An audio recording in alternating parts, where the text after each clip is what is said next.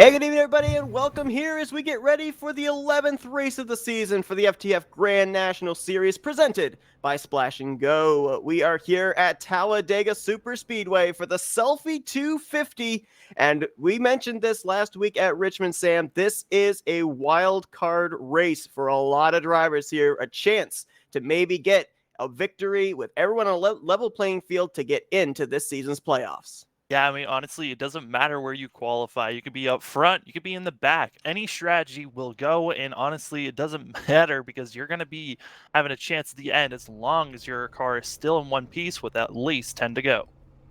On the pole position for today's race is going to be the number 37 of Spencer Preet, who had a great run last week at Richmond, and more importantly, that great run put him 26th in the standings coming into this one. So he's just outside of the top 25 cut line. So if he goes to victory lane here today, or even if he has a good run, he's going to be locked into future events.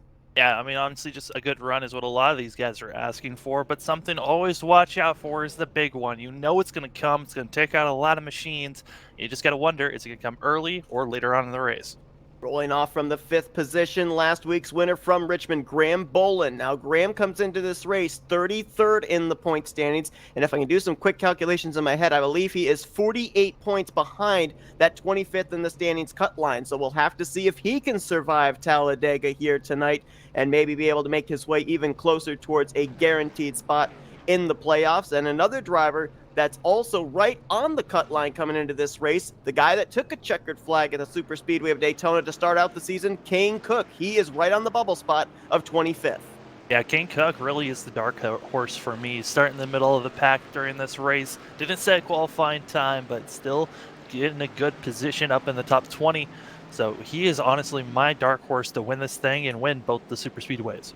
We talk about everybody coming in really on a level playing field. A lot of drivers will tell you there's a bit of finesse in being able to work your way through the field. There's a lot of diplomacy in finding friends to work with you, but just about everybody will tell you that at Talladega, it's all about being in the right place at the right time. So our storyline every single week has been Derek Justice and Blake Reynolds. Do we kind of continue that storyline here, or is that all out the window considering the track we're at?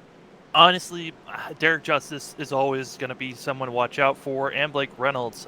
Derek Justice and Blake Reynolds both going to be starting right next to one another, actually, in the middle of the pack. So they're going to be close to one another and seeing what type of moves they're going to be making, as they're always having a chance. They're probably going to want to be up front as usual and just battling it out as hard as they can at the top position. 94 laps of racing here. It's a 50% of what a normal race at Talladega would be. So what do you think early on with them all lined up double file here? Do we see them settle out and kind of mind their P's and Q's in the early stages of this race? Or are we going to see them kind of force the issue and test the waters of what double wide and three wide can do? You know, with a lot of these races, it's been kind of in the beginning, there's kind of some wrecks, and then they start to chill out. I'm expecting kind of the same thing. I think some of these guys might get a little too aggressive and might put themselves in an awful position, and we might actually see the big one earlier on in this race. We're going to have to wait and see as a couple of go-or-go-homers qualified their way on the front row with Spencer Preet on the pole position and Dalen Barr alongside of him. You're going to see a lot of cars in the field that have faces on the front, this being the Selfie 250.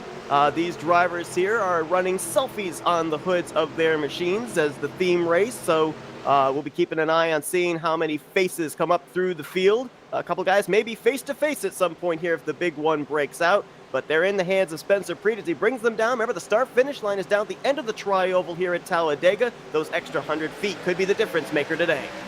Spencer Preet going to begin a decent jump. Now, he's not going to be wanting to pull away too far. He's going to stay with the crowd so that he's able to make at least stay with everyone so he doesn't get a huge run on his back and lose the position.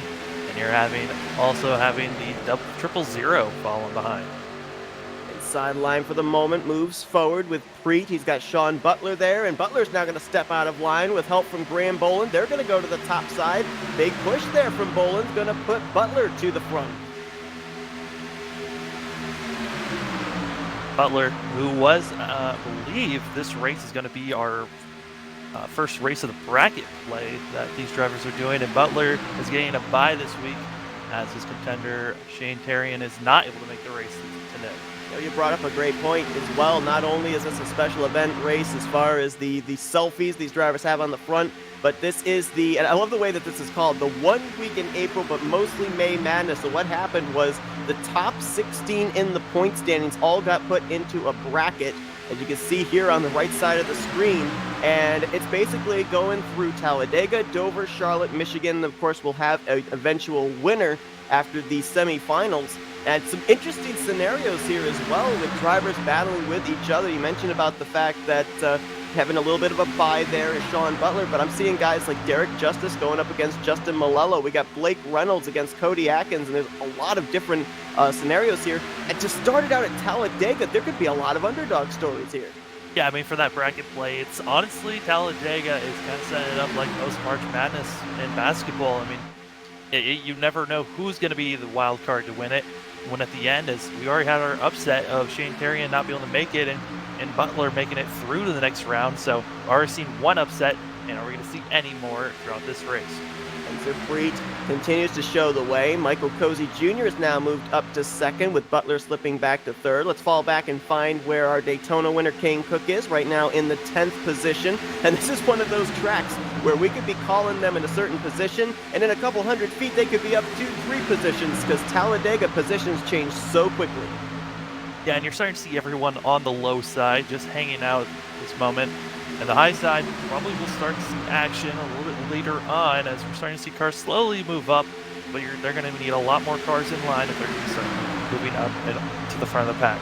Right now it's Dalen Barr on the outside line, side by side with Sean Butler for third. He's got some help there from Adam Podol, and I've actually noticed in practice, you can see right there, the two-car tandem actually works here at Talladega on that outside line. You can see the 000 and 33 are making an outside line work all by themselves. Yeah, Dalen Barr and 33 machine really making moves on the high side, and they're getting more machines moving up and helping them out as they are making a push to the lead. And honestly, they can both drop down soon with how that top side is moving. It's Kane Cook up there, along with Justin Malello and Bronson Stafford, helping that outside line make some hay on the top side. Down the bottom, though, the inside line starting to wind back up and get some momentum off of 4, as Preet's going to edge ahead again. As we're seeing side-by-side action up front.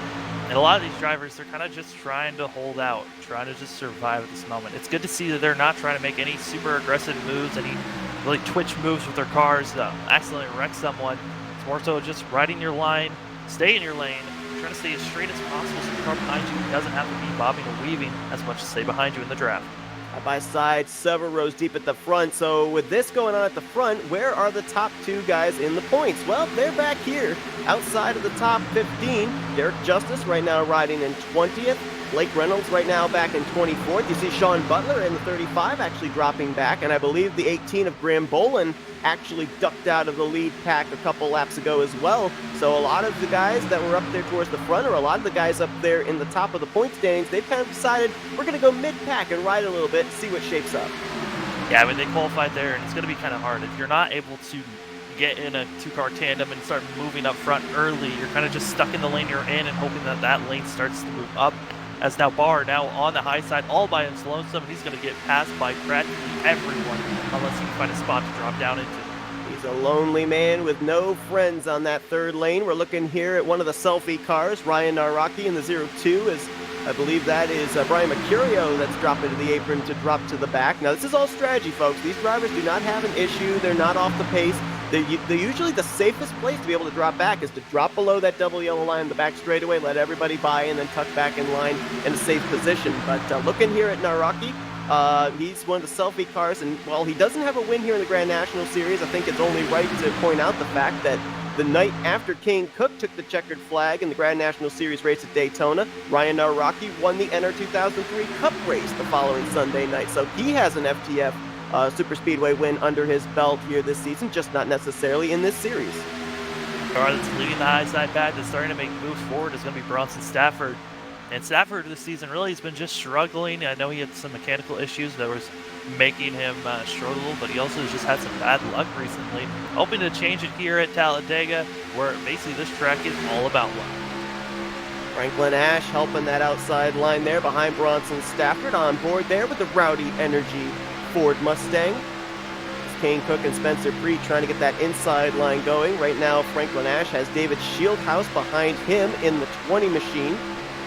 And then behind Shieldhouse is where I believe you would find 33 of Adam Kodal. And you just see here, looking from the back of Franklin Ash, just how close these drivers are, not only front to back, but side to side as well. They're just so close, and you're starting to see as everyone's starting to spread out, you got these front pack cars that are willing to battle it out, stay side by side. And then you got basically pockets of machines that are just starting to drift back, just trying to survive. And your goal is to at least stay with 3 to 4, maybe 5 cars. But if you're back there by yourself and losing the draft, you're going to be losing a lot of time and possibly could be a lap down. Well, that outside line just broke up. Franklin Ash jumps up to the outside. I saw Justin Malello drop to the inside. So everybody that was up there helping that outside line, all of a sudden, they are gone to different lanes. That inside line is going to start getting a run there. The top 3 will get themselves clear. And look at Spencer Preet with Michael Cozy Jr. They're going to jump to the outside of Kane Cook. Yeah, it seems like Cozy Jr. and Cook they were working to one another, but going with Preet is probably the best option. You get up front, pushing Cook further back. Runs Stafford still leading the high side and trying to make some type of move, but they're losing cars and everyone's starting to drop down here or there. And how ironic is it that first, second, and third of the drivers that come into this race, 24th, 25th, and 26th in the standings, the 3 drivers hovering around that cutoff line on whether you're going to have to qualify your way into next week's race or be locked in. Yeah, I mean, this is really what they want to see, is being up front with all these drivers. I mean, if they get a good finish, they'll all move up in the points, and they won't have to be on that bubble of worrying about, hey, if I have a bad finish here, I'm going to have to qualify my way in next week. Bronson Stafford with a big push there to Kane Cook. David Shieldhouse right behind him, the outside line getting some momentum again as Cook led that lap, but not quite clear to move down in front of Spencer Preet.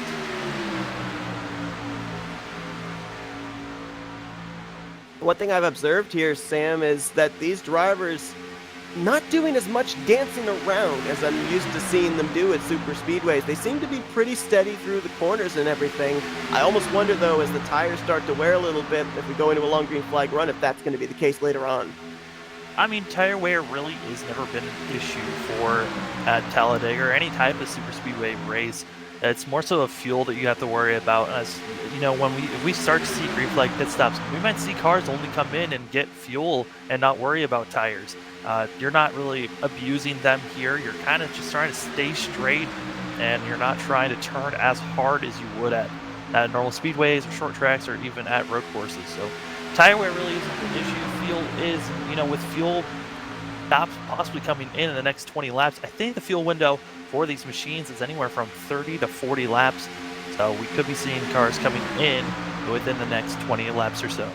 We just saw the number 62 Outback Toyota of Kyle Riley get left out to dry, so he's heading out back. Sorry, had to do it, but he's going to be falling back somewhere in the vicinity of around 14th place.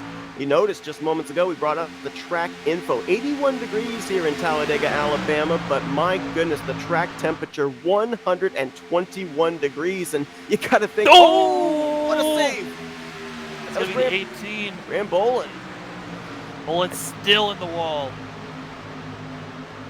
He's kind of just putting his car in the wall, letting cars go on by, and it could be a mechanical issue on why he's still up there, and now everyone is clear. And now he's able to drop back down. But that 18 machine, that's not the way he wanted his day to go. As now he's all by him, lonesome, and he has to come in the pits to repair his machine. Hard to tell if he had any contact or not. I saw the 000 of Daylen Barr really down low. I think he was just down there to avoid the 18, but early issues here for last week's winner from Richmond. As Graham Bolin, he's trying to make his way up into the top 25 in points to have that Richmond win count towards a playoff position, and early struggles that he's going to have to try and overcome here. Obviously, the good news is we've still got 83 laps to go, still early on, still a chance for him to be able to get back on the lead lap, but certainly not what he was looking for here in the first 15 laps. Yeah, I mean, honestly, it's one of the better things that could have happened is the fact that he's still running. If his car's still running, he can still repair it, and then he can get going and hopefully wait for a big one and gain some positions that way with other cars having worse days than what he is. Talked about the fact that this is a track where we could have an underdog story, and if you look at the last couple of races we've had, they've not been at super speedways, and we've had underdog stories. Last 2 races have been won by go or go home drivers. Brandon Hawken back at Spa, back Yeah, it was at Spa. At Spa, and then last week at Richmond you had Graham Boland. So, you know, I'm looking at guys like here. We're looking at the 77 of Noah Valerio. We've got Spencer Freed up there at the front of the field. I mean, these are guys. Ryan Pendicio back here in the 63. These are guys that could fit the bill and make it 3 in a row with drivers that had to qualify their way in, taking the checkered flag. I mean, it seemed like for a while there it was only going to be Blake Reynolds or Derek Justice or an LCQ driver. The one car that's really broken that has been Kane Cook, who's up front right now. He's the one machine that hasn't won besides those 3 factors. So hopefully we'll see someone new, and maybe we'll see an LCQ guy come in and continue their streak. And I'm looking here at a couple of guys that are up inside of the top 10 in the point standings right now, would be in playoff positions through points, but they obviously want to win. And one of those guys right there in the, well, second, third, depends on which portion of the track you're in, and that's David Shieldhouse, who's 8th in the points coming into this one. Shieldhouse. I mean, Shieldhouse trying to get up to front as fast as he can. He's just lingering right now, trying to make moves whenever you can get the momentum on the high side.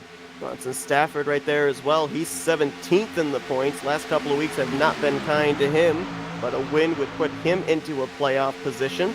Justin Malello back there in the 53. He's 16th in points, so a lot of guys that right now do not have their names highlighted in yellow.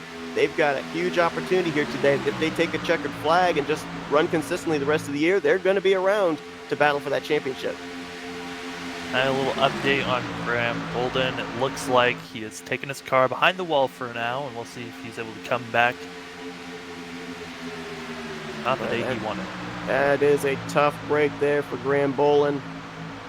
And something says to me it may have been something more than just maybe getting out of shape and getting into the wall. The way that car just seemed not to be able to turn left. To your point, I think, yeah, he probably was trying to keep it out of the way of wrecking anybody that went beneath him, but that just kind of looked to me like a mechanical issue, and I couldn't quite really tell what it would be. Yeah, he got a little bit of help that knocked him into the wall initially, and then after that he was just trying to keep his car into the wall so everyone else was clear to go. And due to the fact that he was hitting it so hard every single time, too much damage, that machine is now done. Talked about the top 2 in points that are kind of riding right now. Derek Justice scored 17th, and Blake Reynolds running currently at 24th. Well, some of the other guys that are back there are up there in the points as well. Philip Kraus, 4th in the standings right now, just riding in the 21st position. And then way back in 35th is where you find 3rd in the point standings, Jake Poulin. He's got Kevin McAdams right behind him in the 26th. Andrew Schwartz just ahead of him, who is 5th in the point standings. So a lot of your guys that are up there in the top 10 in the point standings, right now they are in conservation mode, trying to make sure that they're going to survive at least to the end of this race and at least bring home that car in one piece. Yeah, and you're seeing all these guys that are in this second pack.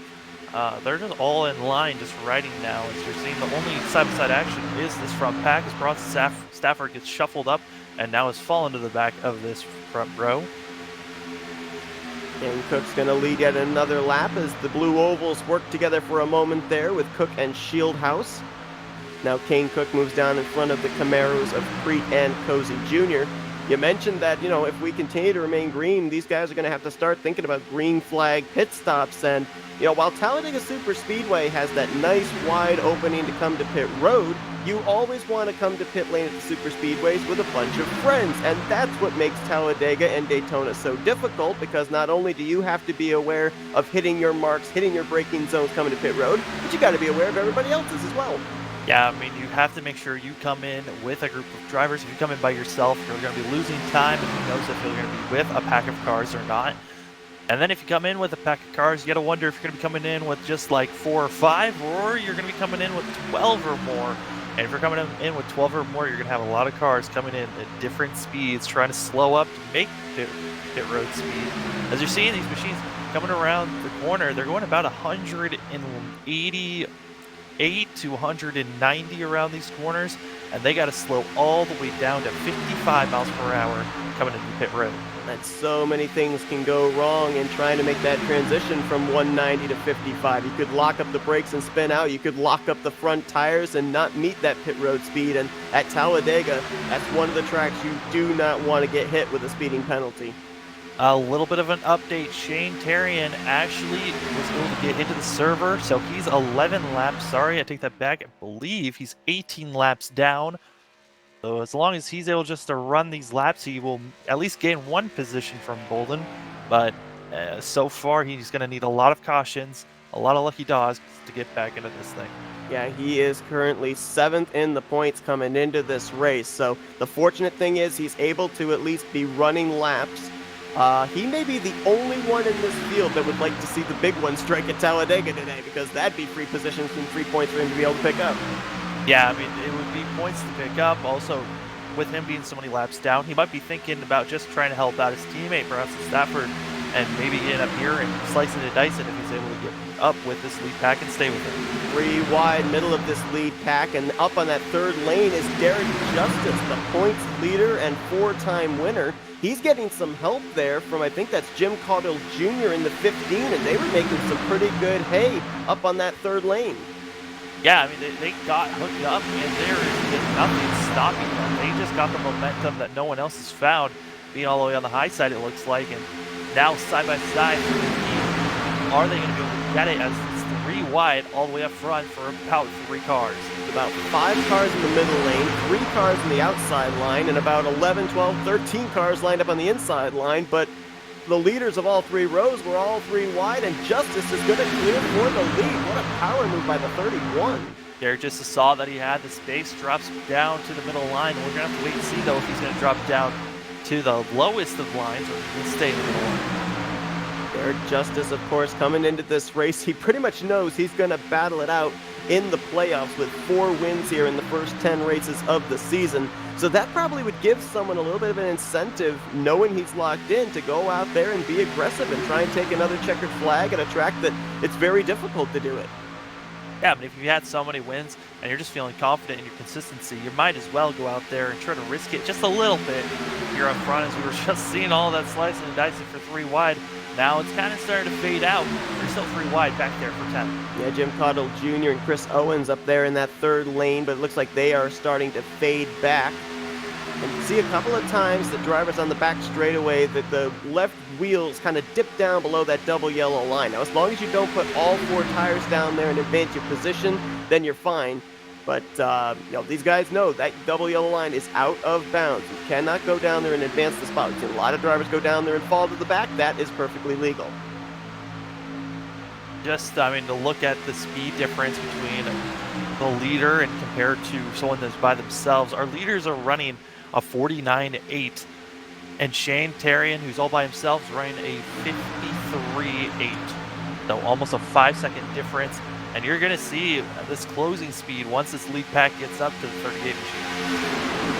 Right there, they're only about maybe a corner away from catching him. As Tyrian's coming out of 4 and the leaders are in the middle of 3 and 4. So they are going to swallow him up very quickly, but then Tyrian, his pretty much what he would do then is just kind of merge in here with this lead group.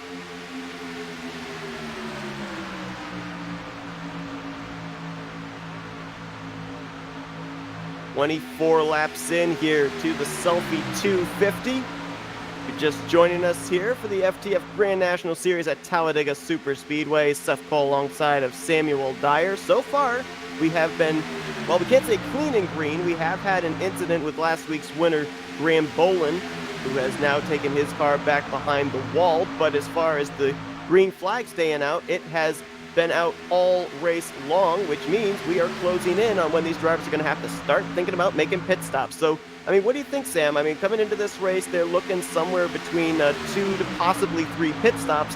Do you stretch it as far as you can? Do you think about short pitting? I would imagine that most of these guys are going to try to push it as far as they can, but you also got to make sure that you're grouped up with a bunch of people that are on the same page as you. If you're coming in by yourself and you've pushed it as far as you can, you got to hope that all the cars that were behind that pitted earlier don't pass you up on time. We talked about Derek Justice. We saw him make a charge to the front. Well, Blake Reynolds is doing the same. He's now about to get into the top 10, currently in that 11th position in the Coca-Cola Chevrolet Camaro, running right behind Noah Valerio and Justin Malello right behind him. So we're starting to see now these guys up there, our top two, getting brave and making some strides to the front of the field. Also, you got Sean Butler, who we saw earlier in the race go off track and just drop to the back. He's now up to 11th and battling it out for 10th. I'm looking too, I mean, I know it's still early on in this Talladega race, but I'm looking at, the May Madness bracket, and we do have a couple of maybe some what we would call upsets that are running up here towards the front of the field. You got Bronson Stafford up here right now. He would, I'm sorry, actually Bronson was not in the bracket. I thought he was. But you got Cody Atkins there. He's in 7th. The guy that he's battling with, Blake Reynolds, is behind him currently in 12th. So that would basically, I would think, be considered an upset. You've got currently Kyle Riley, who was running up here. I think he has faded to the back, though, in the last couple of laps. Yeah, he's now back to 31st, but a moment ago, he was actually had the upper hand on Andrew Schwartz. Schwartz right now is running back in the 34th position, so they're both in the same vicinity of each other. It's kind of, looking at the bracket and trying to see who's running where as far as those guys that are battling each other. Yeah, it's something that's going to be something to watch out for. It's going to be very interesting to see where all these cars are going to be at with 10 laps to go, because it's all going to get shuffled up as we're starting to see Bronson Stafford's blinking a little bit, so a little bit of connection issue with him leading that outside lane, which is causing the outside lane really not to be able to push as hard as they want, because they just don't feel like they really can with not knowing where that 61 machine is. Yep, that definitely can kill the momentum of a lane that's trying to move forward. Right now, Bronson's only got, I think that's Cody Atkins up there in the 5 and Franklin Ash in the 27. Everybody else has migrated down to the bottom lane. Got a little bit of distance here with these top three. I'm a little kind of curious about that. Got about maybe 2 car lengths from David Shieldhouse back to Derek Justice. Yeah, they're staying right on one another, and the risk is of staying right that close is the chance of overheating your engine and possibly blowing it up. That's why we're starting to see some of these guys, if they're staying right on someone's bumper, they start to drift up a little bit. And it looks like they're drifting up because of their tires, or they're drifting up to just give airflow into their radiator so they're not overheating their machine too much. Mentioned about the fact that Kane Cook, Michael Cozy Jr., Spencer Preet, they came in 24th, 25th, and 26th in the standings. Right now, the guy that they would be gunning for, who did not take the green flag tonight, would be 23rd in the standings, Brandon McKissick. If all 3 of these guys move up, McKissick could find himself heading into Dover next week outside the cutoff line and having to qualify his way in. And honestly, yes, we're in the middle of the season, but you really want to start hitting your marks now. With coming close to playoff time, you want to make sure that you're getting these good finishes. So trying to get a good finish and make sure you're in the top 25. You got to be aiming for that. You really got to have a good finish here today. Yeah, the regular season runs 25 races, and when you get around this point, 10 races in, 11, 12 races in, it's around the midway point, the points get so spread out, especially with the fact that we have the system we do of the top 25 locked in, and then week after week, drivers outside the top 25 having to qualify their way in. So to your point, if you're someone that is into the top 25 in points, you've got to make sure that you're going to make those starts, because it's going to be very difficult for you to work your way back up in the points with the points as split up as they are. One of the machines the machine that's leading this thing right now, Kane Cook, he's been making parts of these races. He's missed over half the races that we've done so far, but he's still in the top 25, and he is up front trying to get another win, as it looks like we're just kind of in cruise mode. There's only 2 cars on the high side right now, and everyone else is on the bottom. Kane Cook has only made 4 starts this season. The season opener at Daytona, he won. He also raced at Phoenix, Homestead Road Course, and Bristol, but all of those 4 starts, he was up inside the top 10 in the point standings, and looks like he's actually going to give up the lead here. And pits are starting now. On lap 30, we're starting to see machines coming into the pits. It looks like that is just 1 machine. Nope, I take that back. There's a couple of machines coming in, at least 3. Kane Cook, Bronson Stafford, and Cody Atkins. And Kane Cook got on the brakes really hard. Ooh, contact there between Stafford and Atkins coming into their pit stalls. Atkins going to have to back up, and he's actually going to have to spend a little bit of time trying to get that car Oh, he righted. is completely off. He is in the wall. This is terrible for him and also that whole entire group in general because it was a 3-car group that came in. They would have been okay. Now it's only going to be 2 cars as you're seeing Kane Cook and Bronson Stafford get out. We're going to have to wait and see how many other machines are going to come in the pits this time by. You hit the nail on the head at 30 laps, and here come a whole bunch of them down. Spencer Preet, David Shieldhouse, Michael Cozy Jr. amongst them. On lap 31 as Preet almost went off the course and into the infield grass. Yeah, this is the most difficult thing. This is probably the most cars we're going to be seeing coming to the pit road right now. This is about almost 20 cars coming into the pits now, and a lot of them are having issues as the 81 had issues, the 48 had issues in the pits getting into their stall properly. So a lot of these cars having way too many issues. Barr even had issues here. So the 000 machine is having issues getting into his spot. So these cars, it's difficult just to get onto pit lane, let alone getting into your box. Adam Kodal, Rich Jameson, Cosmis Inoshu, Andrew Schwartz, Warren Keith, they were all on pit road, a number of others, and here comes the third group with Derek Justice, Don Butler, Blake Reynolds, and Ryan Naraki, as well as Justin Malello. Woo, Dylan Alt got off course a little back there. Brian Mercurio is in as well. Pretty much everybody that hadn't pitted before, they're on pit road now. And out of all the cars that have pitted, it looks like John Quinn would be the first car out in front of everyone, but he's all by himself.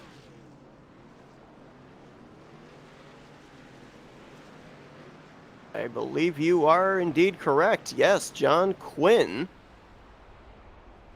Yeah, I think he missed his pit stall. I was just looking. He did not have a pit stop time. I think he may have missed his box. So then it's going to give it to Michael Cozy Jr., who's now going to lead this lap. As you're seeing, I mean, he's going to be taking over the lead after this lap. As you're seeing all the cars now coming off of pit road.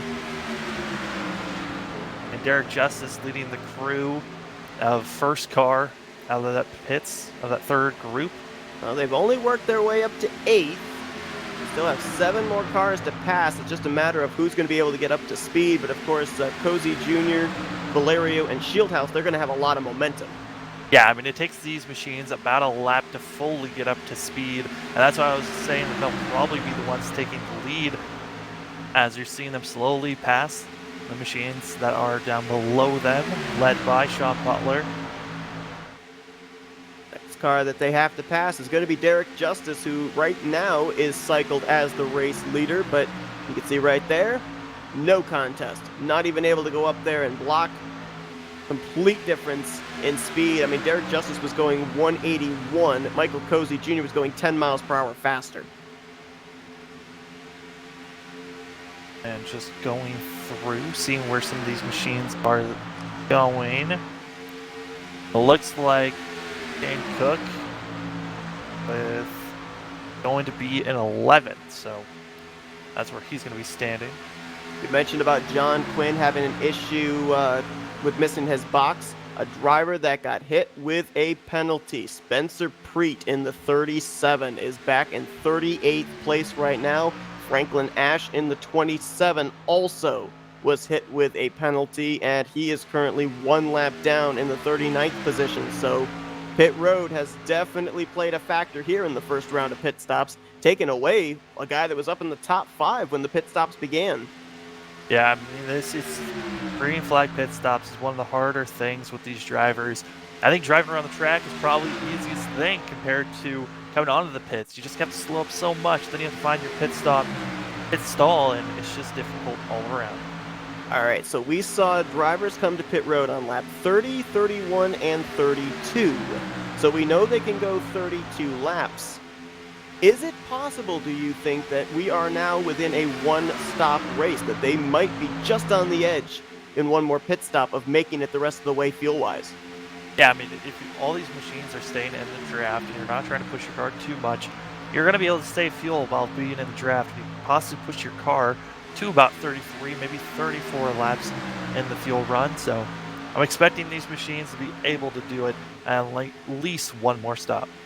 Mentioned about the fact that Kane Cook, Bronson Stafford, and Cody Atkins all came to pit road together.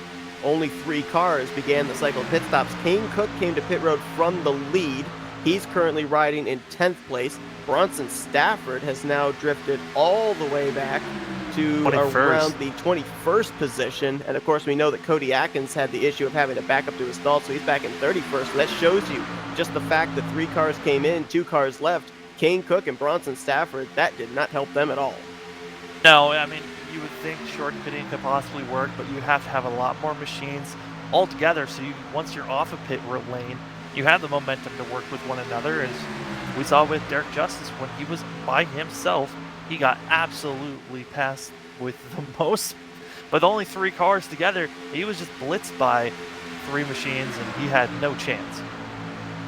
With Kane Cook coming to pit road and not really many others coming down with him winning the first Superspeedway race of the season at Daytona, does that kind of put a little target on his back where drivers don't really want to work with him and they don't want to give him 2 Superspeedway wins in a row? Well, I mean, he's a fast machine, so you're going to want to work with him throughout the beginning and middle part of this race. So once you get to the end, where you're probably going to see that target, I think just right there was a difference of strategy for some of these machines.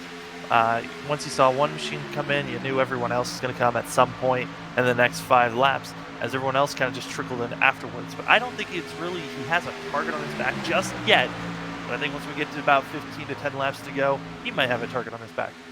Well, what a difference a round of green flag pit stops make, because a lot of drivers that were hanging out at the back now have decided we're going to run up towards the front. Dylan Alt's now up in the 8th, Philip Kraus right there behind him in 9th. You go a little bit further back, you find Brian Mercurio, who we saw drift out of the lead pack back on lap 3 to the rear of the field. He's up to 11th. Mike Fallon right there in the 55 in 12th, and Michael Frisch, who's up there inside of the top 10 in the point stands, 9th in points. He's now in the 13th position. So some of these guys have figured, okay, things have gotten calm. We've gotten ourselves a green flag pit stop. Now we can kind of gain some track position and ride a little bit further up, closer to the front of the field. Yeah, I mean, everyone's kind of gotten the feel of what the track's going to be like. They know what most of the cars are around, how they were driving previously, so they're able to relax just a little bit, but a simple mistake could change all of that. And some things may have gone down that we were not aware of during this cycle of green flag pit stops. Cosmonish No Shoe has actually fallen a lap down, it looks like, in the 84.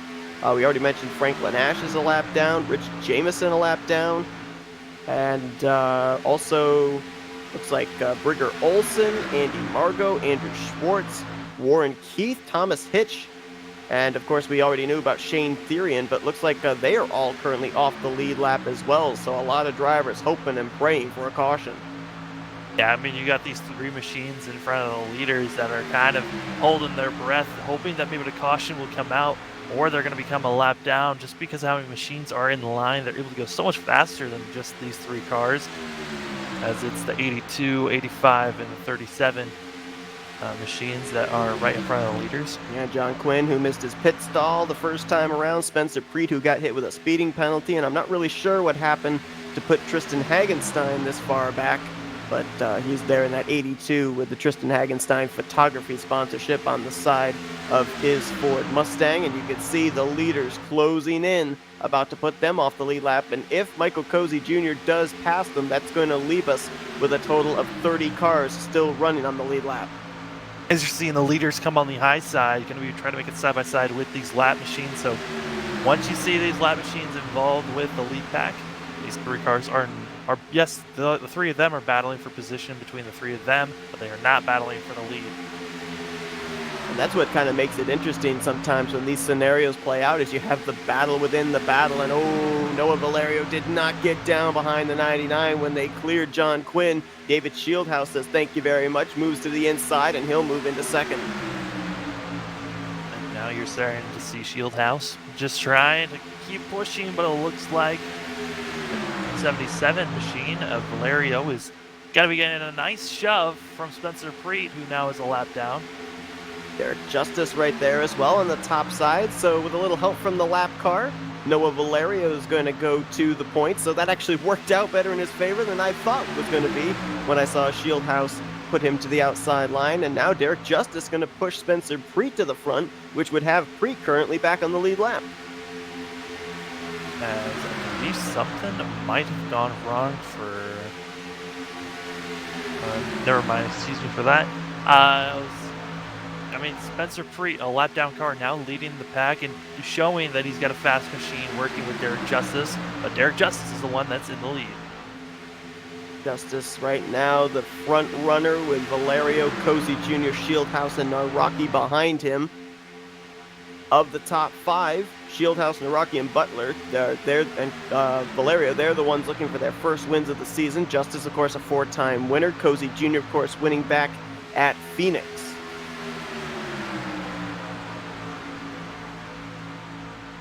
Everyone's kind of just riding their lanes right now, all just trying to stay in line, and they're coming up to some lap traffic in front of them.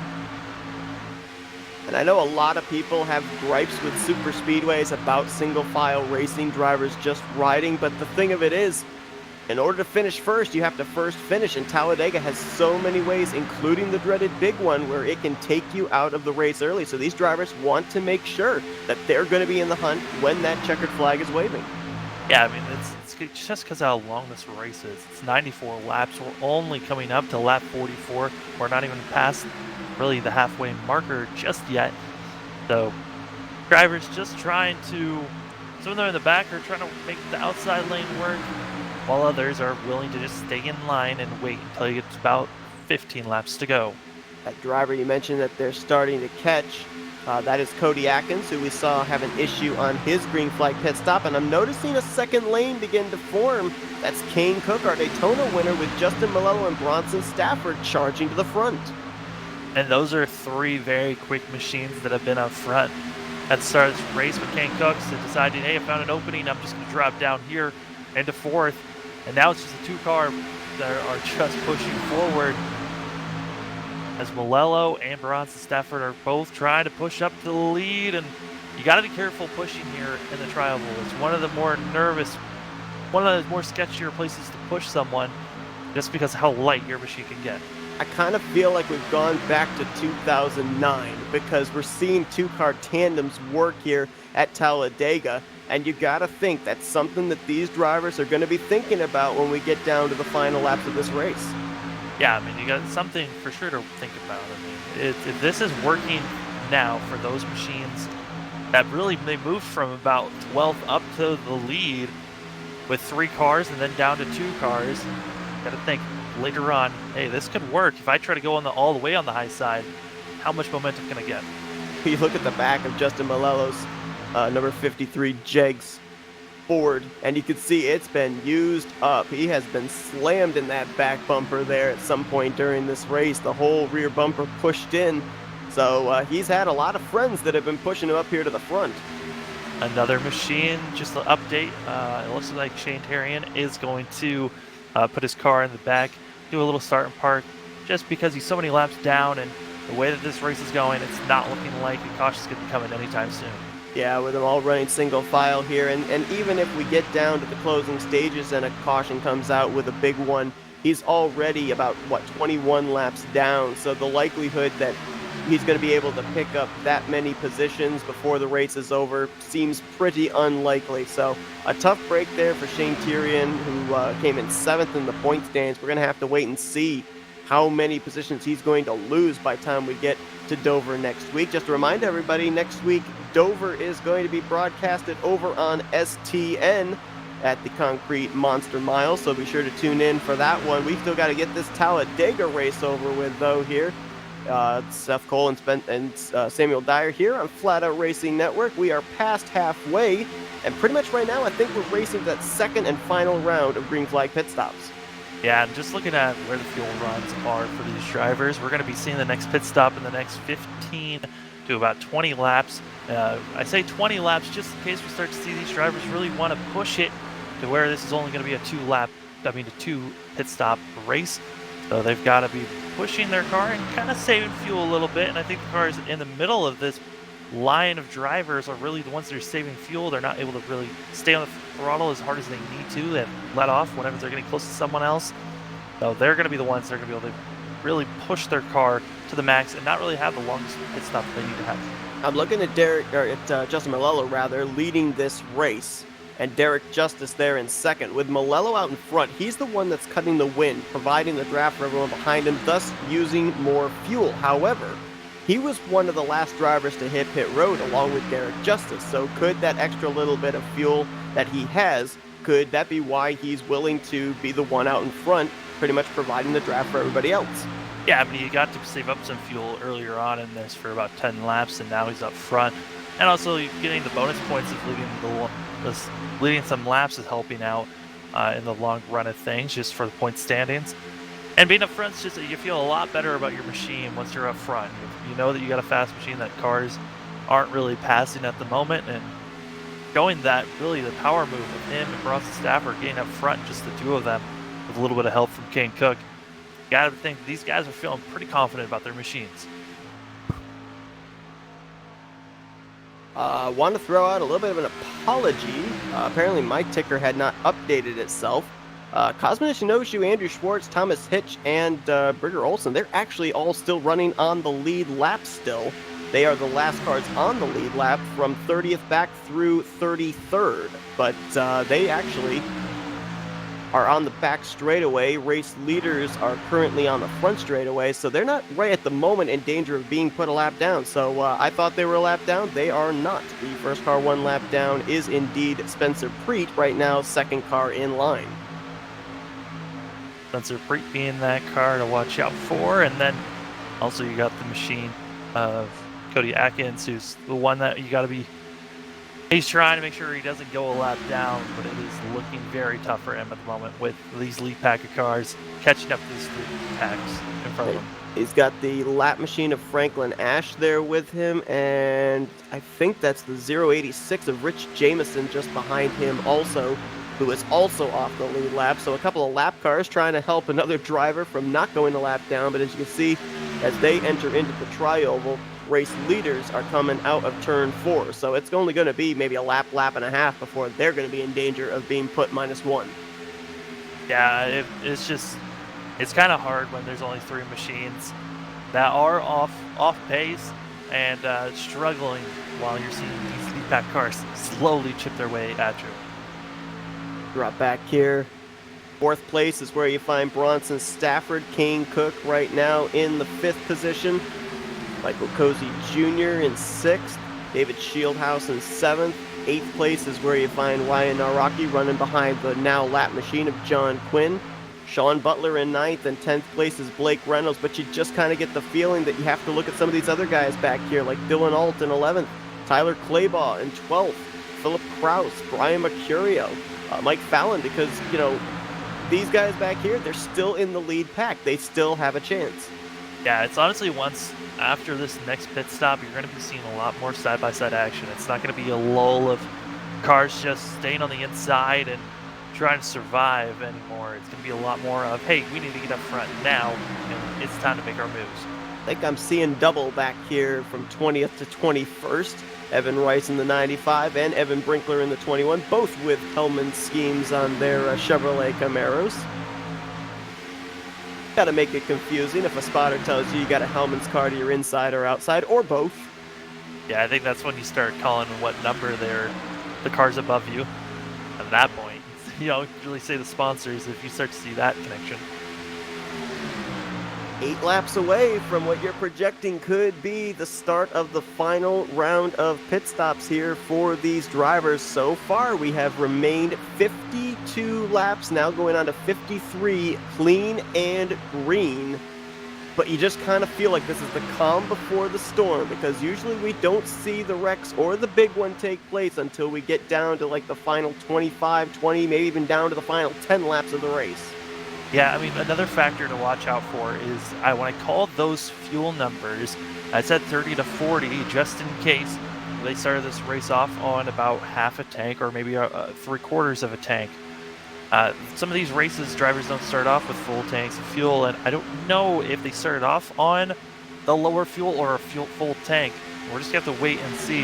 If they were on a lower tank at the start of this, some of these drivers could be pushing it even further than at the 60-lap marker.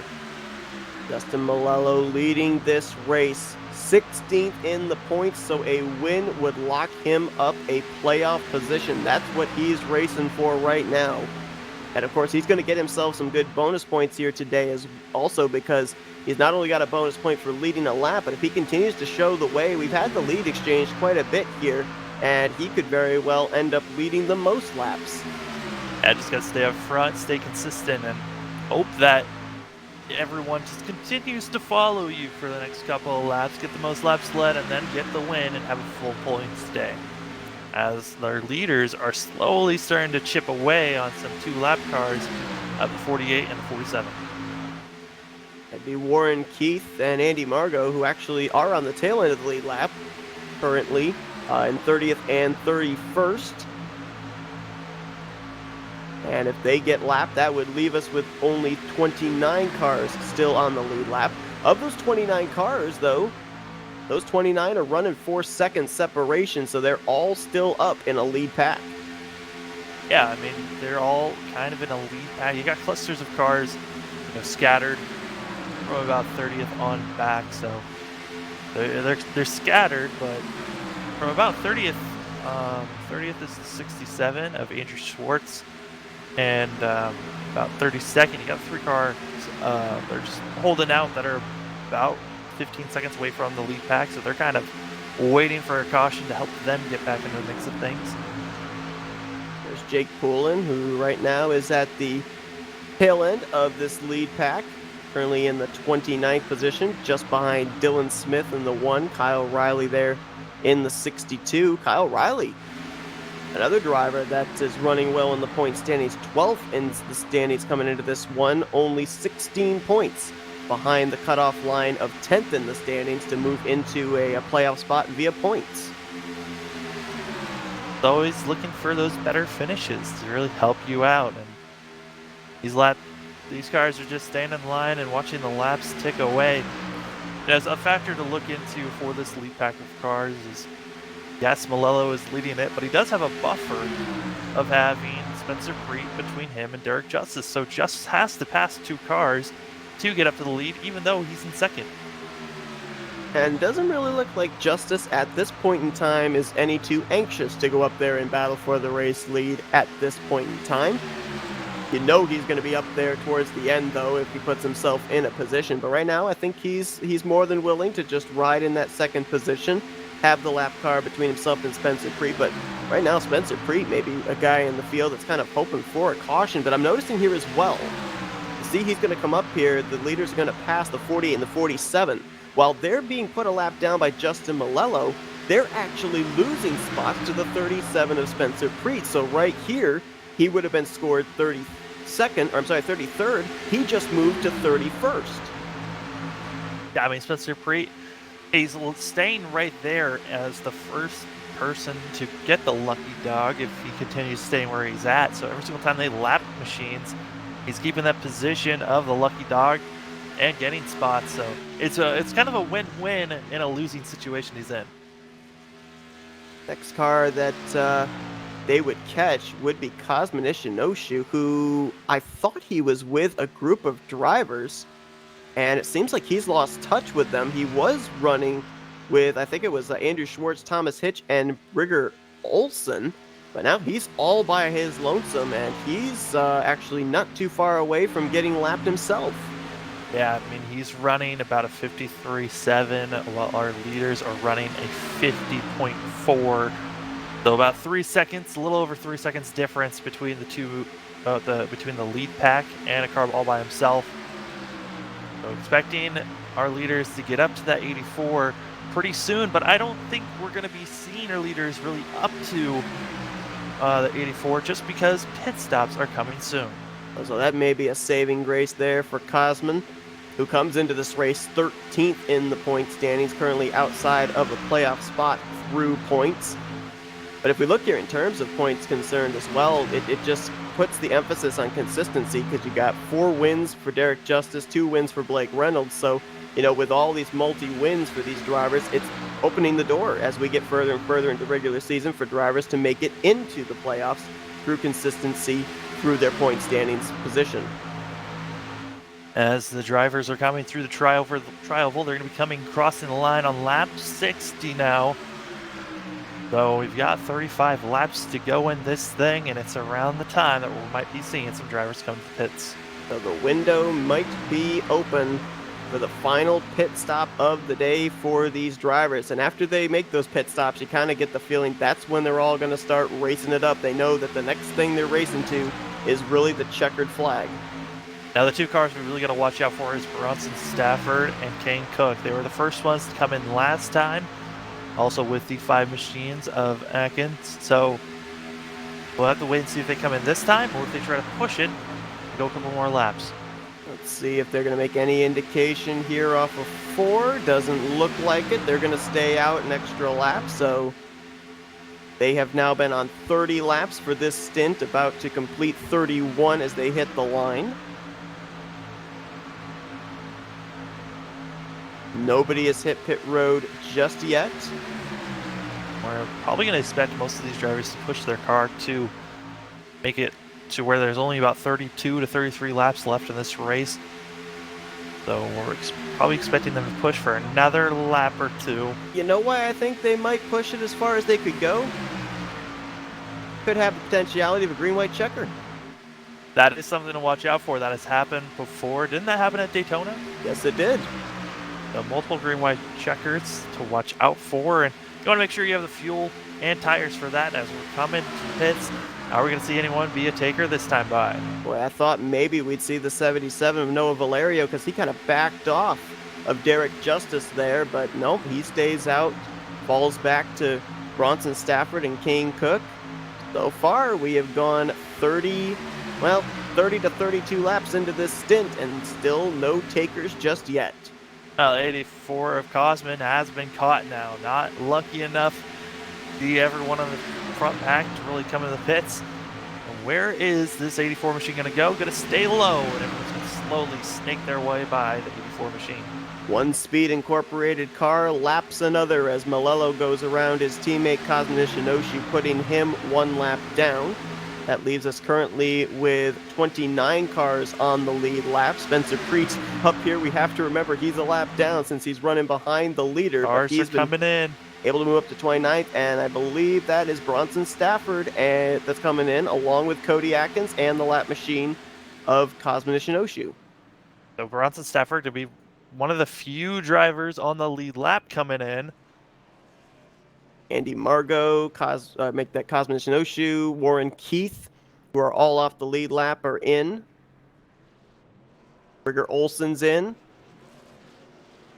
Thomas Hitch pitting as well as Andrew Schwartz. But what about our front runners? I think I got word that our leader is going to be coming in this time by. We're going to have to wait and see who are the other ones coming in with our leader. Here comes Preet. Here comes Valerio. Justice stays out an extra lap. Shieldhouse is in, entered really, really low and really fast. Like Cozy Jr., Kane Cook, Columbia, Kodal, Rice, Owens. Tommy Koenig is in. Kyle Riley, Tyler Claybaugh. Oh, Valerio had a mistake on pits. And he was running in the 3rd position at the time, as Derek Justice tries to make his way around the lap machine of Warren Keith. We'll undoubtedly see him on pit road, I would assume, this time. Ryan Araki right there as well in the 0-2. Sean Butler, boy, they caught Justice in a hurry, and now they all have to get on the brakes to come to pit road. Justice is in. Now Rocky's in. Philip Kraus in the 91. You're just seeing them all spread out, trying to give each other space to slow down, but that was really close with that last pack of cars that came in. There were some machines that were coming in way hotter than others. Yeah. Justice and Kraus really looked like they came in awfully hot. Kevin McAdams pitted as well. Jake Poulin, Evan Brinko, Mike Fallon. Dylan Smith was in along with Justin Malello. And then there were three: Sean Butler, Blake Reynolds, and Dylan Alt. They're the last of the drivers to complete the final cycle of green flag pit stops. And once you start to see everyone done with their pit stops, starting to come out, those come part of that last spree of cars. You gotta wonder if we're gonna be staying all in one lane, as all, no, I believe that was Blake Reynolds that came in a little hot. He locked up those front tires, and boy, I don't know if they give you a little bit of an average as far as like averaging out your speed on pit road, but it looked like on pit lane, the 3 was around 63 miles per hour and the 35 was around 60 miles per hour. So we're going to have to see how that plays out. Yeah, it's mainly once you cross the line, how fast you're going. As we're seeing, the cars have, it looks like it's going to be the 20 machine that is going to be the one taking the lead coming around the corner, but it's going to be Spencer Preet, who's trying to get his lap back up in front of that pack. Spencer Preet is now in the 32nd position. Now scored last car on the lead lap as he's ahead of Shieldhouse. They have not yet made their way around the three drivers that just came to pit road. They're about to do so down the back straightaway. There goes Reynolds, there goes Butler, and there goes Alt. So officially, Shieldhouse is going to go to the point. So here's the way that they line up for the moment here, and it's going to change as we've got an outside line forming. David Shieldhouse the leader, Derek Justice second. Ryan Araki right now a nose up for third over Philip Kraus in fourth. Justin Malello is fifth. Sixth is going to be Brian Mercurio, Michael Cozy Jr. seventh, Tyler Clayball eighth, Kyle Riley ninth, Blake Reynolds in 10th. Then it's Sean Butler 11th, Dylan Alton 12th, Michael Frisch in 13th, Dalen Barr 14th, 15th Jake Poulin, 16th is Evan Rice, Kane Cook is in 17th, Noah Valerio 18th, Bronson Stafford 19th. Completing the top 20 is Arnold Columbia, and for the rest of the cars that are currently scored on the lead lap, 21st is Jim Cowell Jr., Adam Kodal in 22nd, Mike Fallon 23rd, Kevin McAdams in 24th, Dylan Smith 25th. The rest of the top 30 are Tommy Koenig, Evan Brinker, Ryan Pandicio, Chris Owens, Thomas Hitch. That is your top 30 and 31st. The last car on the lead lap right now, running ahead of the leaders, the 37 of Spencer Preet. We're starting to see things shuffle up just a little bit up front, as we were staying in the line before that pit stop, and now we're starting to see cars wanting to make moves and get back out front, as Malello up to second. Malello pushing Ryan Araki, who is an unofficial teammate, if you will, for Speed Incorporated, so no surprise to see the two of them working together. Wasn't quite clear there on Spencer Preet, just barely tucked down in front, and now Malello's got a push from Blake Reynolds on the top side. Blake Reynolds, someone who's just been staying in the middle of the pack. Now after that pit stop is up front, we're going to be seeing that a lot late, without this now green flag run. Is after that final pit stop, everyone that was in the back is going to start to shuffle their way forward as we're coming to the end of this thing. As typical at super speedways, as the laps get lower, the aggression gets higher. You're going to see more aggressive blocks, more aggressive side draft, and that's when the big one rears its ugly head. And so we'll see if these drivers can avoid the carnage here, but we've still got 25 laps still left here at Talladega, so there's still plenty of time for it to happen. Yeah, I mean, we saw that bold move from Ryan Naraki where he almost got himself spun out by Spencer Preet. That's just the start of this thing. We're going to be seeing a lot of moves just like that, guiding out even further and further as we get through this race. On board with Philip Kraus in the 8th position, you can see them double wide, 4 rows deep. The lap car of Spencer Preet in the middle of all of this. And as you look further back, you can just see there's a whole host of drivers that are still up in this lead pack. I believe 26 cars are currently in this lead pack, all separated by less than 3 seconds. Looking at the leaders and the lap cars that they will be getting up to, the one that they're going to be getting is Thomas Hitch, who's all by himself. So I'm expecting the leaders to get to him in the next 5 to 10 laps. Thomas Hitch right now in the 29th position. Another driver that's running outside the draft is Andrew Schwartz. Another driver outside the draft is Evan Brinker. So if we continue to remain green, you got to think that probably somewhere before we finish out this race, they may find themselves one lap down to the leaders. They are hoping and praying. They are begging for a caution. And we mentioned about a face-to-face off here in the Selfie 250. We've got them side by side at the front with Ryan Araki's face against Justin Malello's face. Both these guys that made fantastic paint schemes are working it out with the Selfie 250 cars. And you gotta love Malello's. He's got a little bit of mask on his, so a little bit of that COVID talk going on with having the mask on. Yeah, I mean, a tremendous job on the paint scheme and on the selfie, but he's not doing a very good job at social distancing. So I don't think you really social distance at a super speedway, so we'll give him a pass on that. Yeah, but you got to be inches from one another, if not even closer, when you're trying to push these machines to get up front. So social distancing kind of thrown out the window while you're racing. Gotta wonder if any of these guys are in the ear of Spencer Preet. Now, Spencer Preet would love to have a caution come out, get back on the lead lap, but if he cannot do that, some of these guys that are battling for the win would love to have him as an ally here in the closing stages to help push them to the win. So you gotta wonder if anybody's trying to put on their diplomacy suit here and say, hey, look, maybe I'll owe you one later on down the road, but help me out here today. Yeah, I mean, everyone kind of wants to work with Spencer Preet. He's got such a fast machine that can really push anyone up to the front. So I would imagine a lot of machines are trying to get on contact with him right now. Closing in on 20 laps to go. Someone shuffled out of line there. I think that might have been a lap machine. I think that might have been the 81 of Thomas Hitch that they actually just caught. And here comes that third lane. We're seeing the two-car tandem. That's actually Jake Poulin with help from the lap machine of Cosmonish and Oshu.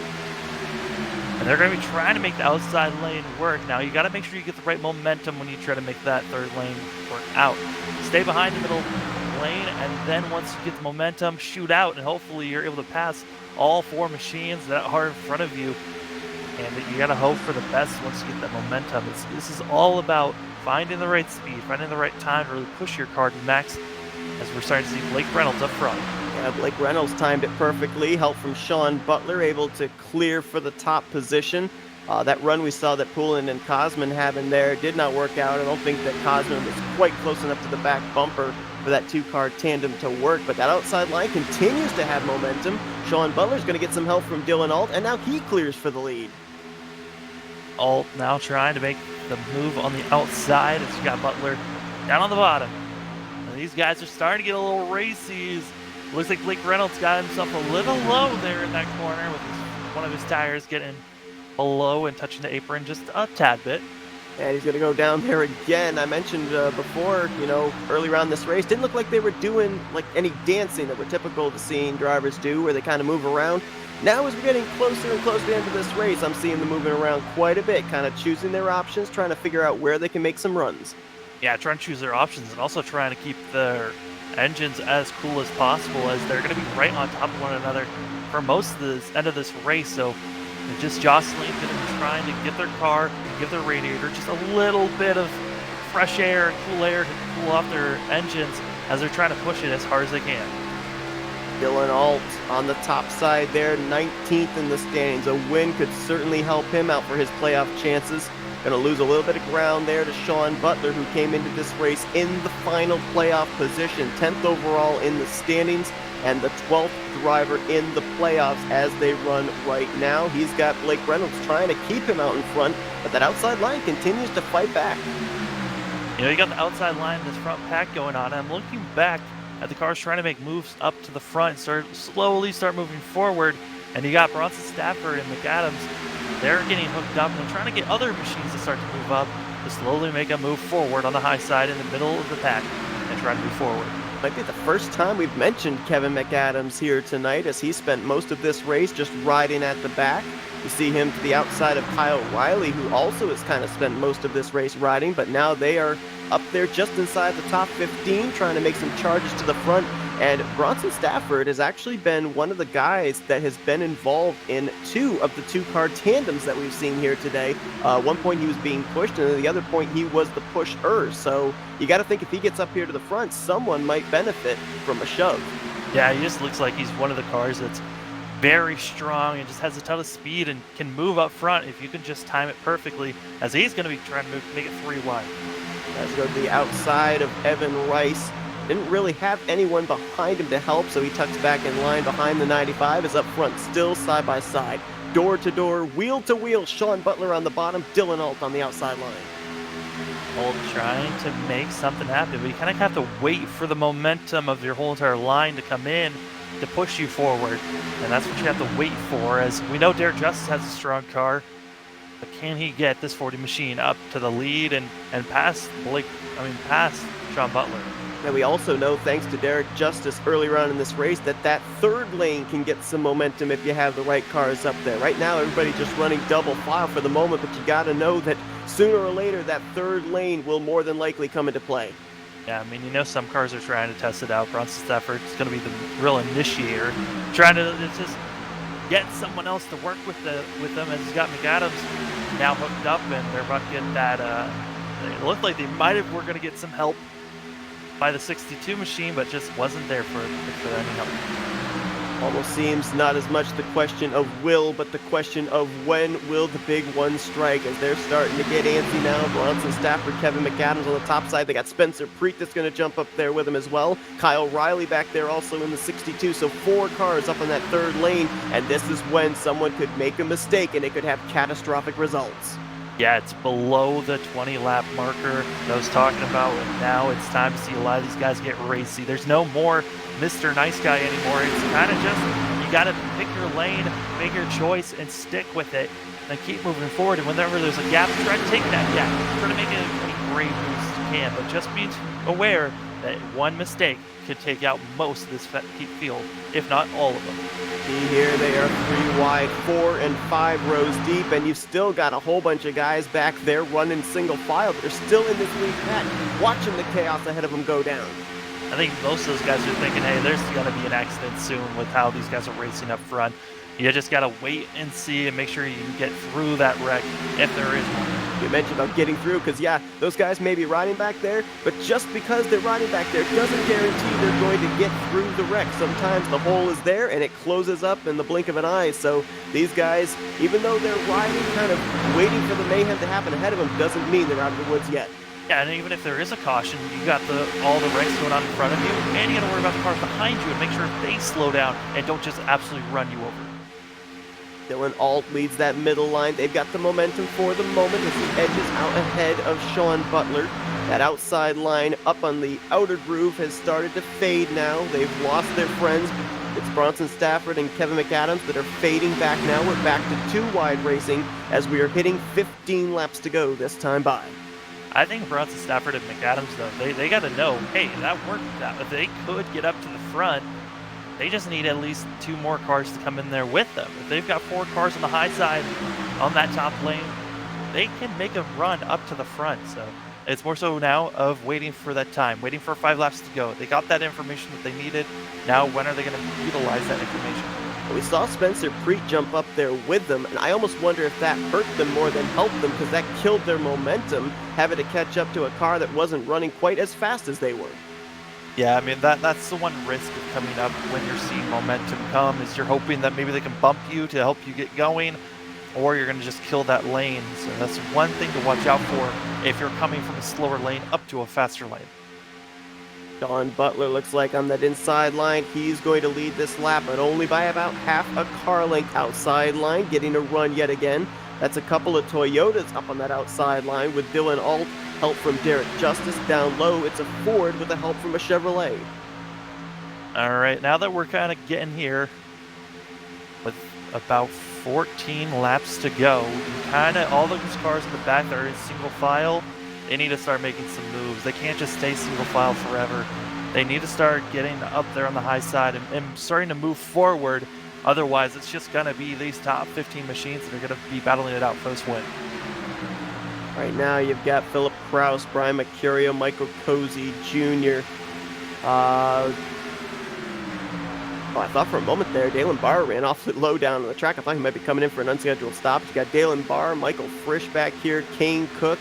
Haven't mentioned Tyler Claybaugh's name today. He's back here, along with Noah Valerio in the 77, who you mentioned back in the last round of pit stops had a little bit of an issue. That's why he's back where he is in the 20th position. But You're right. These guys, I don't really think they can wait too long, because if you do get a run in the closing stages, where are you going to take it?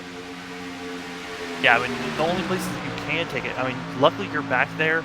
You're all single file, so you can make the choice if you want to be on the high side or stay on the low side.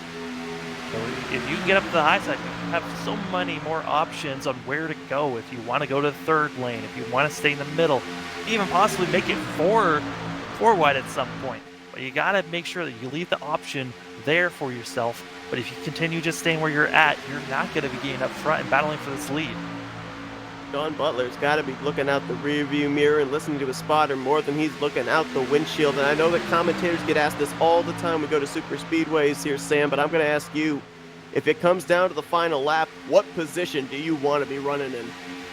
Honestly, I think first place on the bottom is where I'd want to be, just because it looks like that's where a lot of these machines have been. And as we see this pass on the outside, it just looks like if you can get the right momentum and cut off the momentum of the guys on the high side, use a little bit of side draft, slow them down, you might be able to hold off the high side if you're on the bottom. Well, we nearly had ourselves our first caution there, because Justin Malello gave Sean Butler a shove, and I mean a shove down the back straightaway, got him all out of shape. Somehow Butler was able to keep it together, and that's another thing. The aggression's going to kick up not only in terms of blocking, not only in terms of side drafting, but also as far as the bumping. Yeah, I mean, we already saw Malello's back end earlier on in this race already be kinked in from people pushing him. You gotta wonder how many more back ends are going to be absolutely crinkled in just by being pushed as hard as these guys are trying to push. Derek Justice has 4 wins on the season. Blake Reynolds has 2. He wants to try and even the score up, and a win here today at Talladega would help him with that. He's right now edged out in front over Sean Butler on that inside line, and look at this third lane forming. That's Kane Cook, our Daytona winner, forming it up there with Tyler Claybaugh. And Kane Cook has made this work before, and he's going to try to make it work with Claybaugh. Claybaugh, about 15 laps ago, was fading back all the way to the back, and now he's got hooked up with Kane Cook, who's trying to make that third lane work. Adams is going to be drifting up there trying to help as well. And you know, a machine I thought would be up there trying to work with all of those guys making the third lane work would be Bronson Stafford, but he's all the way at the bottom. Yeah, he's kind of boxed in there, not able to get up to that high side. Tyler Claybaugh on that 42 comes into this race 22nd in the points, so wants to make his way back into the top 20 to make sure he is absolutely guaranteed spots in future races. As up at the front, though, that outside line not really working quite as quickly as it was before when Kane Cook tried, because there's nobody up there really to help aside from the 42. There's something to watch out for. There is a pack of lapped cars in front of this huge pack of leaders that are starting to shuffle around. That could cause a lot of different things for these drivers. If lap machines get involved, we've already seen that Spencer Preet's involved in there with these lead lap cars. If we add another cluster of 5 or 6 machines, it could really switch things up. That's Andrew Schwartz, who out of this group, I believe, might be the only car on the lead lap. Nope, check that. The 63 of Ryan Pendicio, who's in this group, also on the lead lap. Like they've got the 086 of Rich Jameson with them, as well as the 82 of Tristan Hagenstein. Goes around in the front pack. The big one is hit. Caution is out, and Justice is involved. Cosmin Shinoshu, Tyler Claybaugh, Philip Kraus. I think Arnold Columbia got a piece. Noah Valerio was in it. And we knew it was going to happen. And we knew it for sure it was going to happen at some point, but it just, as we were talking about the possibility of lap machines, there goes Kane Cook on the outside just spinning it around. I think Arnold Columbia may have gotten a piece of it. Yeah, he's got damage on the right rear. And there may have been others that got bits and pieces of this wreck that we have yet to document. Let's go back and see what happened.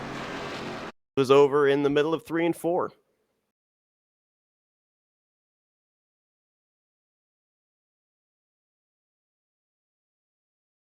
Ooh, it looked like Chris Owens just didn't realize how, excuse me, not Chris Owens, but it looks like the 42 team did not see how close he was. The Cook hit him on the wrong corner panel and around when everyone else. Dylan Smith back there. I think he may have gotten a piece. Mike Fallon, I think he might have slowed down in time. And I saw a number of other guys that were bouncing off each other further up, including Justin Malello and Spencer Preet.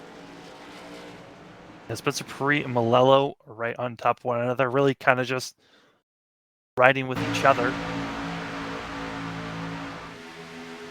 There you see it. And a lot of innocent victims there. Derek Justice was kind of just minding his own business, got hooked in the right rear. There's Valerio piling in. Gonna take an onboard here. As we're looking at the reviews, just want to let everyone know some of the cars in the lead pack have come into the pits. Others are coming in to get repairs done. The cars that were not involved, Bronson Stafford, he came in to get stuff fixed up. I believe also Sean Butler came in to get his machine fueled up and with fresh tires. A couple machines coming in here, just getting some simple fuel into their machines, just in case there's a green, white checkered. Gonna take an onboard here with Derek Justice, the points leader, coming into this race, and you're just gonna see that he was basically along for the ride. You're gonna notice he just gets hooked around. There's nothing he can do.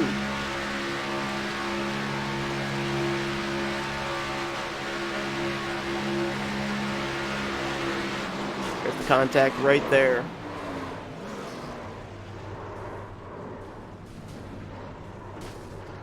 Gets a hit there from Philip Kraus in the 91.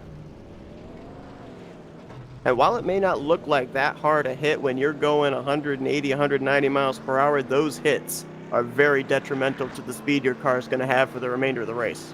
I mean, you got to think your car is going from that fast, 180, sometimes even 190 miles per hour in these corners, and then you're almost coming to a dead stop hitting a wall or something. So your car cannot handle that, and a ton of damage to a lot of these machines. And that's just the end of the day for some of these guys that were just trying to run laps and battling it out up front, trying to have good finishes to help with points, and other machines that were trying to battle it out for the win. You can see right here, Spencer Preet, the whole front nose exposed there where the grill should be. You can also see the front end damage sustained by Justin Malello, and he's your race leader. Like he is going to stay out. His car Malello's looks so beat up. I mean, his front right is just dinged in. You got the back bumper that really, it can be dinged in. It's where a Superspeedway, it's about how your overall car aerodynamics is working, and I don't know how he's going to win this race with how much damage he has on that right side. Well, the car behind him of Ryan Naraki doesn't look much better. Yeah, Naraki, the front end is a little dinged up, and it's just overall these cars went through honestly one of the most devastating big ones that you could have asked for some of these guys. And that big one struck with about 8 laps to go. We're going to be going back green still here in regulation, so we may not have seen our only big one of the day. Yeah, I mean, it's up to these guys on how aggressive they're going to be now, and how many of these machines really have a ton of damage and which ones don't. Because I think the 20 machine is one of those cars that really doesn't, it's the furthest up that doesn't really have a ton of damage on his machine. I agree with you. David Shieldhouse, his car looks relatively clean. I believe he was able to duck to the inside there when that wreck took place. I think when we were on board with Derek Justice, we saw him make his way by. Same for Evan Rice and same for Michael Cozy Jr. So they were the closest ones up there at the front that did a good job of avoiding getting involved in the big one. Trying to look and see who would be in line for the free pass. Now, I believe when the caution came out, Spencer Preet was ahead of the 53, which is why he's running where he is. So I believe he was on the lead lap when the caution came out. So I believe that would have put, I think, the 49 of Brigger Olsen, perhaps, on the lead lap. I'm not sure. Kind of hard to tell. I think cars are driving by. I think it might be going to Spencer Preet, or I believe Preet might be taking a wave around. Not sure. Hard to tell because with the timing of the caution, I think Preet was ahead of Malello. Which is why I'm a little concerned of why he's, or, kind of confused why he's still running behind the pace car. We should document as well, though, that with that caution coming out, you mentioned a lot of drivers hit pit road, while the top 5 did not. Malello, Naraki, Shieldhouse, Rice, and Cozy Jr. Sean Butler, who lines up in 6th, he was the first driver to come to pit road. Looks like it may have just been a gas and go, so that says to me all these drivers that came to pit lane, they're looking at potentiality of multiple green-white checkers, which might be why we've got guys like Malello and Naraki and Shieldhouse running down here on the apron trying to save fuel. Just looking back at the replay, it looks like Spencer Preet was not ahead of the leader, so he is just going to be taking a wave around this time by, just because we saw some cars coming in for the pits for the leader, so it allowed Spencer Preet to take that wave around, get his lap back, but he's got so much damage on that machine. I think he's mainly just waiting to see if any other cautions happen to get more positions. Well, we know that Kane Cook has a lot of damage after being right in the main eye of the storm, if you will, there with the big one. And Spencer Preet is trying to make his way into the top 25 in the points. The guy he's trying to knock out of the top 25 would be Kane Cook. 12-point separation between those two, so if he takes the wave around here, puts him back on the same lap as the 0.55, so that could be what he's thinking about right now. That 0.55 still on track, even though it's missing a lot of parts. Well, Kane Cook also trying to keep himself in the top 25 in the standings here. And looks like he's getting ready for a short track, dirt track race rather than a super speedway race here, as the entire front end of that car is gone. We'll see if he can limp that machine home right now, scored in the 24th position. But the lights are out atop the pace truck. We will go green this time, and it's going to be with 4 laps to go. Justin Malello, who's been leading a ton of these laps, showed that he had a strong car, but these front 2, they've got a ton of damage on their machines, and coming about 5 laps to go now. Gonna I believe it's gonna be 4 laps crossing the line. Gonna be hard for these machines to stay up front as we are going green. Green flag back in the air here at Talladega. Took them 87 laps to see our first caution of the day. And it may not be our last. As you see them, they're shuffling. I think Malello realizes his car's off the pace. He's dropping to the back. Yeah, it was getting risky with all the cars that were getting up speed and the ones that weren't. As you're seeing that 2 machine of Naraki, somehow, with the damage that he has, was leading around that corner. But yeah, you were going to see Shieldhouse make that move at some point. I mean, so much faster than that. Oh boy!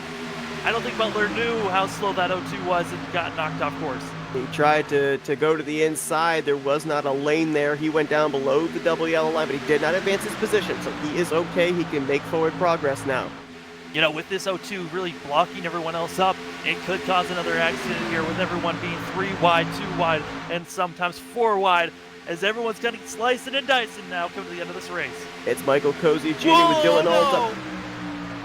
That was a collision of the 56 and a couple of others that are off course, so there will not be a caution, but a ton of machines now off the track and now out of this race for right now.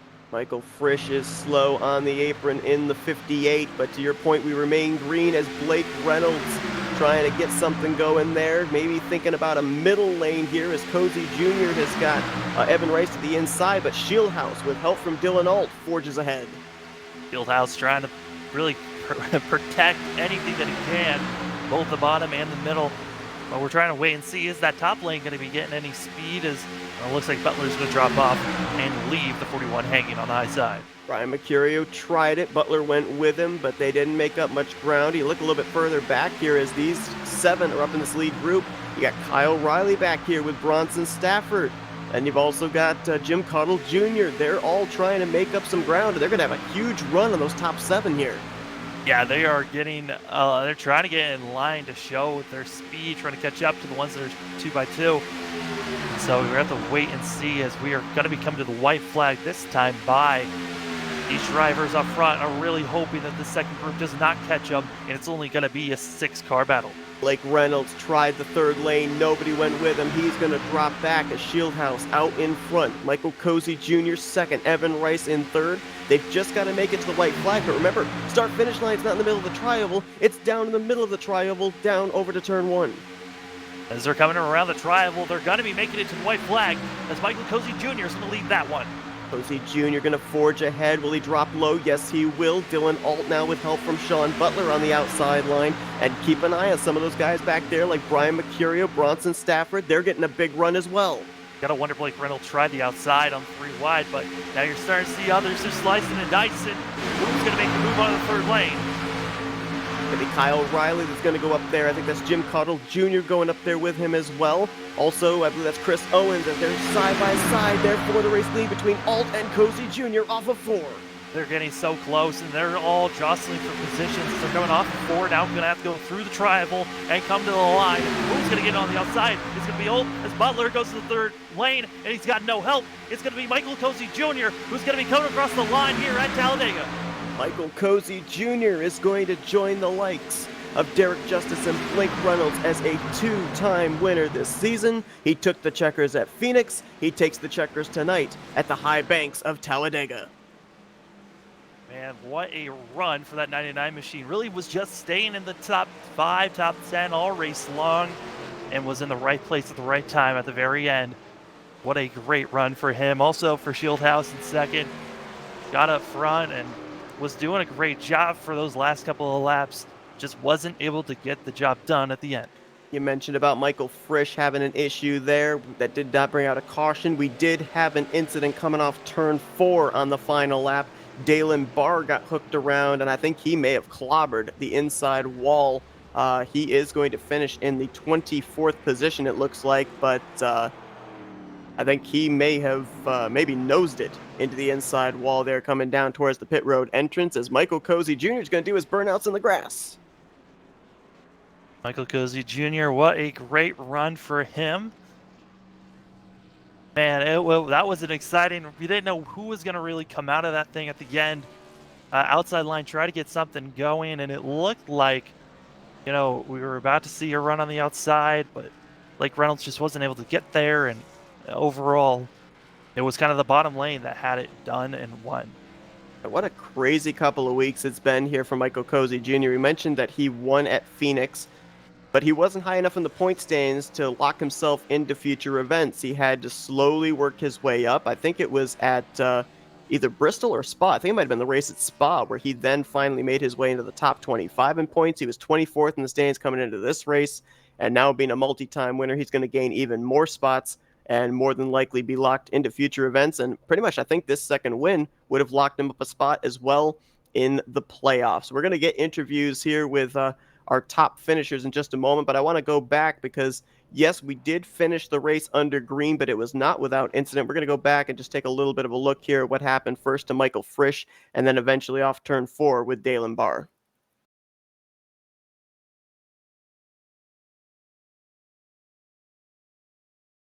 And it was some chaos getting down to where we can finally get nitty gritty, as starting to get to where the Frisch incident was.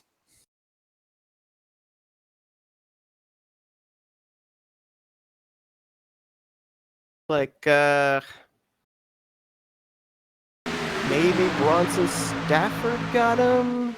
I mean, they were in the tri-oval, and it was kind of just getting a little close, and Stafford might have gotten into a quarter panel. Yeah, but the 58 was really loose there. He bounced off the door of Sean Butler. It was just probably net. I mean, that's mainly netcode in that situation, and also a little bit of guys just getting super close to one another, not knowing where they're at. Butler kind of drifted up just slightly and got into Frisch, and around he went. And we'll take a look and see what also happened to Daylen Barr coming off turn 4 on the final lap,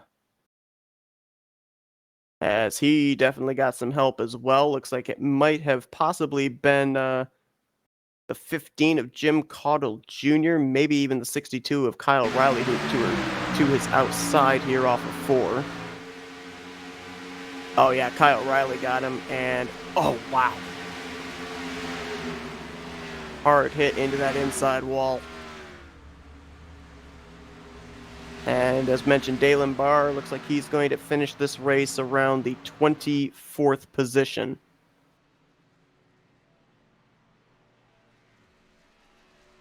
So Barr not having the race that he wanted to have. But, it was a great run that he was having in the beginning of the race, just kind of after all the pit stops, drifted his way back. And people probably wondering, how do you celebrate a victory at Talladega? We saw him doing this earlier. Michael Cody Jr. finds the glitch spot at Talladega, and this is how you do a burnout.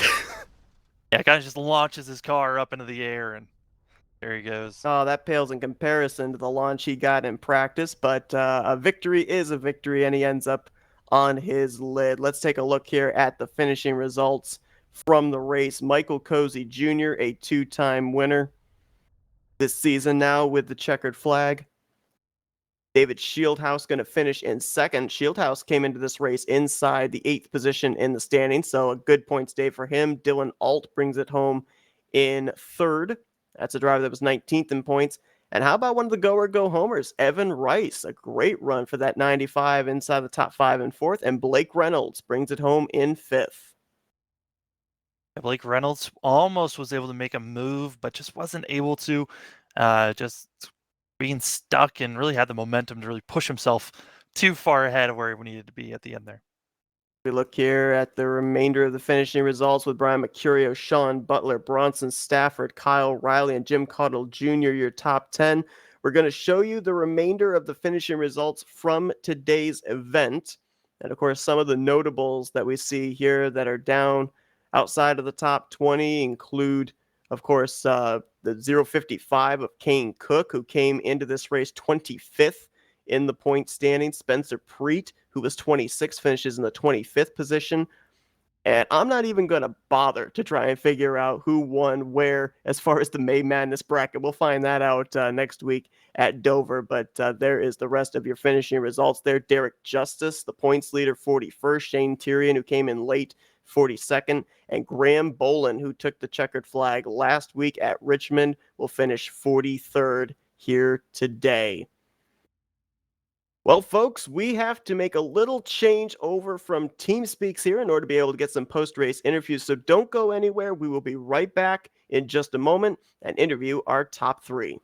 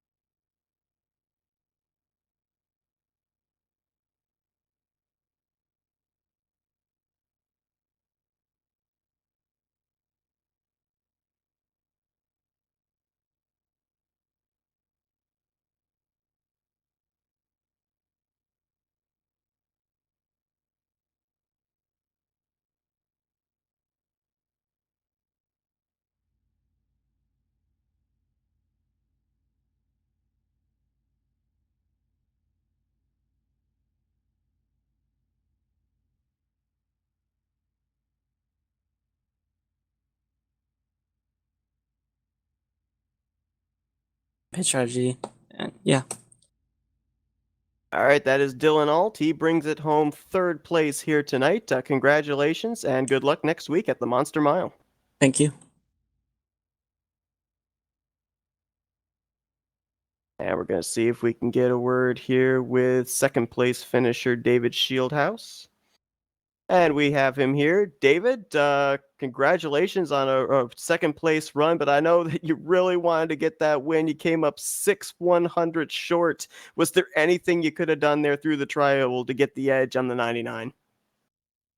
Thanks. Good to finally talk with you guys. Took a while to get up here after one of these deals, but no, I don't think there was anything I was going to be able to do to get cozy. I was, I would love to win, but I'm always happy to push him to a win as well if that's my other option. We worked so well together. Big shout out to Evan Rice as well, who was instrumental in that bottom line working there on the last lap. Gave us a really good bump down the back straightaway that kept us all in contention, and that's as good as it gets right there. That type of racing at Talladega, minus the one wreck, that's about as good as a Talladega race as I've ever seen. Absolutely. Let's talk about that one wreck there, because you were right behind it and were one of the first cars to duck to the inside to avoid it. You got yourself set up third place, but the two guys that were ahead of you at the time had quite a bit of extensive front end damage. So were you thinking, knowing that you were more than likely going to be the highest up there up to speed, that basically this race was falling into your lap? The tough part about it is it was hard to tell how damaged Justin and Ryan really were. I had a sense that they had some damage just because I knew they were involved in it. But you never really know how damaged they're going to be. So, my approach to it was, and Cozy and I talked about it coming to the restart, was whatever happens, we need to get around them because they do have damage. So there's always going to be an advantage to the clean car. And it got a little hairy, but we made it work. We had to squeeze it a little bit, but they were... Justin and Ryan were more off the pace than I anticipated. So it wasn't as hard as I thought it was going to be to get around them. At that point, we had bigger fish to fry, and that was holding off the outside lane of Dylan and Sean and Blake and all those guys trying to take it away from us. Yeah, I mean, David, it was cool to just watch everyone with how almost perfect this race was until we saw the big one come out. But we were seeing a lot of green flag pit stops. Were you having any issues during those pit stops? No, I executed two really outstanding green flag pit stops. I slid through my box on the first one just a little bit, but it didn't hurt us because we got right back out there with Noah and Cozy in that first pack. And then the second pit stop was flawless as well. And a shout out to Derek Justice for, helping us with the pit strategy, make sure we were doing the right things to maximize those trips down pit road. So for me, from my perspective, that was pretty much perfect for where I sat for getting on off a pit road twice under green flag. I want to ask you one more question, David, because we saw a couple of instances where drivers almost kind of threw it back to 2009 with two-car tandeming on the outside, being able to beat 6-7 cars down the inside. I mean, did that surprise you that the drivers were able to do that here tonight? It did surprise me a little bit. When we looked at the setup, we saw the amount of tape that the cars had on them.